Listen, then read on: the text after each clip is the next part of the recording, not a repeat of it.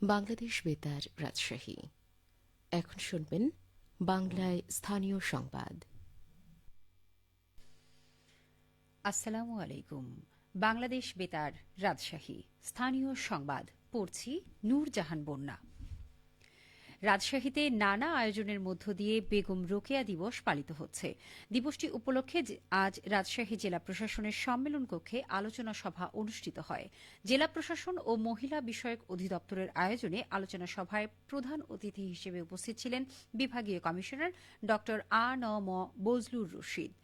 অনুষ্ঠানে সভাপতিত্ব করেন জেলা প্রশাসক আফিয়া আখতার। সভা শেষে রাজশাহী মহানগর ও জেলা পর্যায়ের শ্রেষ্ঠ ১০ জন অদম্য নারীকে পুরস্কৃত করা হয়। রাজশাহীতে নানা আয়োজনের মধ্য দিয়ে আন্তর্জাতিক দুর্নীতি বিরোধী দিবস পালিত হয়েছে। দুর্নীতির বিরুদ্ধে তারুণ্যের একতা, গড়বে আগামীর শুদ্ধতা, এই প্রতিপাদ্যকে সামনে রেখে আজ রাজশাহী জেলা পরিষদ মিলনায়তনে দিবসটির উদ্বোধন করেন বিভাগীয় কমিশনার ড আ.ন.ম বজলুর রশিদ।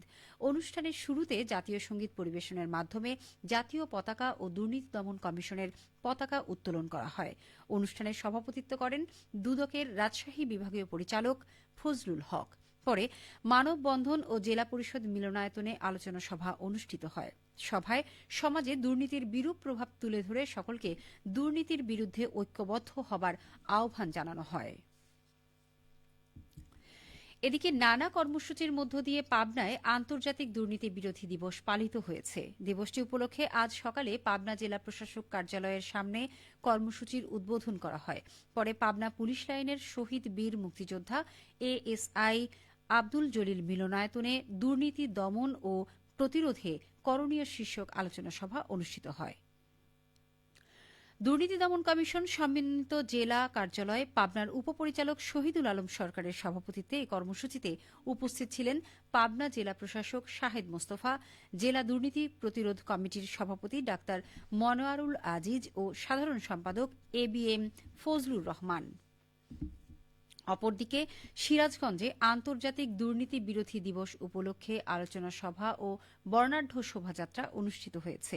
আজ জেলা প্রশাসন ও দুর্নীতি দমন কমিশন পাবনা সমন্বিত জেলা কার্যালয়ের আয়োজনে কর্মসূচিগুলো পালন করা হয়। জেলা প্রশাসকের কার্যালয়ের কালেক্টরেট চত্বর থেকে বর্ণাঢ্য শোভাযাত্রা বের করা হয়। শোভাযাত্রা শেষে শহীদ শামসুদ্দিন সম্মেলন কক্ষে আলোচনা সভা অনুষ্ঠিত হয়। আলোচনা সভায় প্রধান অতিথি হিসেবে বক্তব্য রাখেন সিরাজগঞ্জ জেলা প্রশাসক মোহাম্মদ আমিনুল ইসলাম।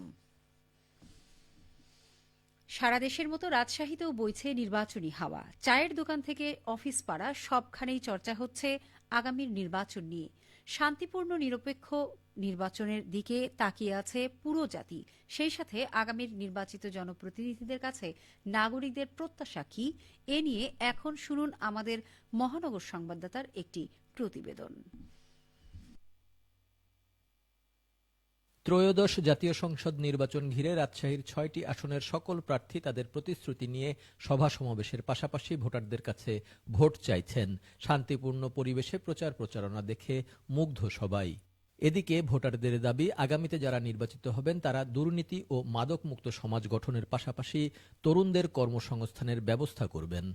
এই সুন্দর ভোটের মাধ্যমে আমরা প্রত্যাশা করছি যে আগামী দিনে যেই নির্বাচিত হোক সবার আগে বন্ধ করতে হবে দুর্নীতি এবং শিক্ষার হারকে মূল্যায়ন করে তরুণদেরকে এই আপনার হচ্ছে যে কর্মসংস্থানে অগ্রাধিকার সব থেকে বেশি দিতে হবে। যেই নির্বাচিত হোক তরুণ বয়স্ক বাংলাদেশের মানুষকে নিয়ে সম্মিলিতভাবে কাজ করবে, এই প্রত্যাশা আমি করি। বিগত সময়ে বেশ নির্বাচন হয়েছে, যেসব নির্বাচনগুলো কোনো গ্রহণযোগ্য ছিল না সাধারণ জনের কাছে। এমন মানুষ আসুক, আমরা চাই দুর্নীতিমুক্ত সমাজ গড়বে কিংবা মাদক মুক্ত সমাজ গড়বে। তরুণদের পাশাপাশি বয়স্কদেরও ভাতার ব্যবস্থা করা হোক। রাজশাহীর সিনিয়র জেলা নির্বাচন অফিসার মোহাম্মদ মোতাওয়াক্কিল রহমান জানান, সুষ্ঠু ও সুন্দর পরিবেশে নির্বাচনের জন্য সব ধরনের প্রস্তুতি সম্পন্নের পথে। আমাদের প্রস্তুতি আমরা যথাসময়ে এগিয়ে চলছে। ইতিমধ্যে আমাদের প্রস্তুতির মধ্যে ভোটকেন্দ্র চূড়ান্ত হয়েছে। এইভাবে আমরা প্রতিটা স্টেপে স্টেপে একটা সুষ্ঠু সুন্দর ইলেকশনের জন্য এগিয়ে যাচ্ছি। তা আমরা আশা করতেছি যে আগামী যে ত্রয়োদশ সংসদ নির্বাচন হবে, এই নির্বাচনটা অন্য সকল নির্বাচন থেকেও অনেক সুন্দর এবং বিশ্বাসযোগ্য এবং সকলের প্রতি আস্থার একটা নির্বাচন হবে ইনশাল্লাহ। আসন্ন ত্রয়োদশ জাতীয় সংসদ নির্বাচনে রাজশাহী জেলার ৬টি সংসদীয় আসনে মোট ভোটার ২২,63,964 জন। রাজু আহমেদ, মহানগর সংবাদদাতা, বাংলাদেশ বেতার, রাজশাহী।